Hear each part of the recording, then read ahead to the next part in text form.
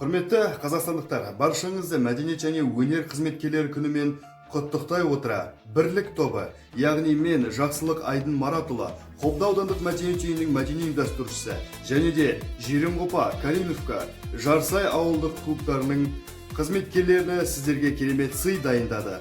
Домбыра туралы түсінік. Домбыра қазақтың қазынасы. Қабыл алыңыздар. Домбыра қазақтардың тұрмысында кейіннен таралған музыкалық аспап.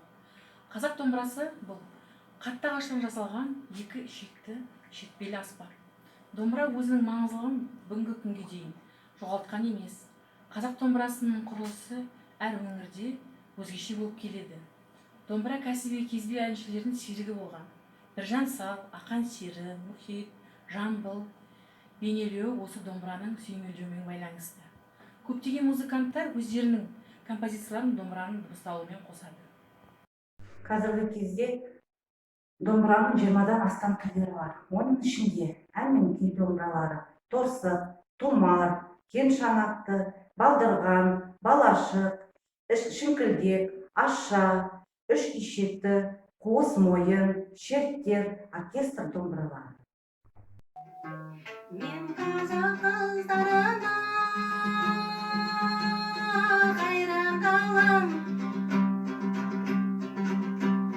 жанары жаны жаздай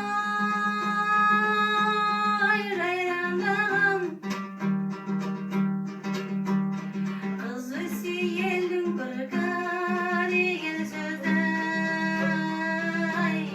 қапысыз қалай айтқан қайран бабам. Қыз өссе елдің көркі деген сөзді